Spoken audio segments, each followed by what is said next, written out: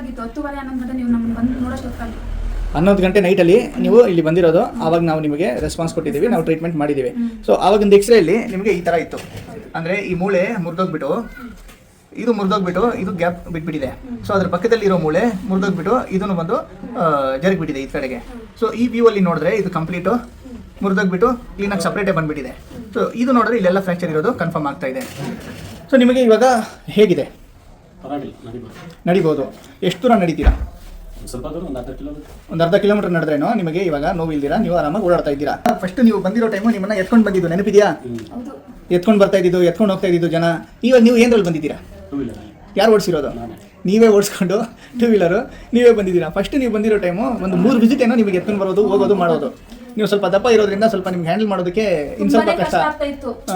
ಬೆಡ್ಡಿನ ಕೆಳಗಡೆ ಇಲ್ದಲ್ಲ ಈಚೆ ಬರೋದಕ್ಕಾಗ್ಲಿ ಕರ್ಕೊ ಬರೋದ್ರಲ್ಲಾಗ್ಲಿ ನಾಳೆ ಹಾಸ್ಪಿಟಲ್ 3 ದಿನ ಮುಂಚೆನೆ ನಾವು ರೆಕಮೆಂಡ್ ಮಾಡ್ಕೋಬೇಕಾಗಿತ್ತು. ಕಾರ್ ಆಗ್ಲಿ ಆಟೋ ಆಗ್ಲಿ ಮನೇಲಿರೋ ಜನರನ್ನಾಗ್ಲಿ ಎಲ್ಲಾನು. ಹಾಸ್ಪಿಟ್ಲಿಗಿಂದ ನೀವು ಅವಾಗೆಲ್ಲ ಹೇಳ್ತಾ ಇದ್ರು ಏನಾದ್ರು ಡಾಕ್ಟರ್ ಹತ್ರ ಹೋಗಿ ಚೆಕ್ ಮಾಡಿಸಿ ಸ್ಕ್ಯಾನ್ ಮಾಡಿಸಿ ಅಲ್ಲಿಗೆ ಆಪರೇಷನ್ ಮಾಡಬೇಕು ಅಂದ್ರು. ಬೇಡ ಕಟ್ಟೆ ಹಾಕ್ಸ್ಬೇಕು ಅಂತ ಹಾಕ್ಸ್ರಿ. ಇಲ್ಲಿ ಬಂದ್ಮೇಲೆ ನೋವು ಆಗ್ಲಿ ನಡೆಯೋದಾಗ್ಲಿ ನಮ್ಮ ಯಜಮಾನ್ರಲ್ಲಿ ಎಲ್ಲಾನು ಕರೆಕ್ಟಾಗಿ ನೀವು ಯಾವ ರೀತಿ ಹೇಳಿದ್ರೆ ಅದೇ ರೀತಿನೇ ಕಂಟಿನ್ಯೂ ಆಗಿ ಟ್ರೀಟ್ಮೆಂಟ್ ಕೊಟ್ಟಿದ್ದೀರಾ. ಚೆನ್ನಾಗಿದ್ದಾರೆ, ಇವಾಗ ಕಾಲು ಚೆನ್ನಾಗಿದೆ, ನಡೀತಾ ಇದ್ದಾರೆ. ತುಂಬ ಥ್ಯಾಂಕ್ಸ್ ನಿಮಗೆ, ಅದಕ್ಕೋಸ್ಕರ ತುಂಬಾನೇ ಥ್ಯಾಂಕ್ಸ್. Thank you. ನೀವೇನು ಹೇಳಕ್ಕೆ ಇಷ್ಟಪಡ್ತೀರಾ?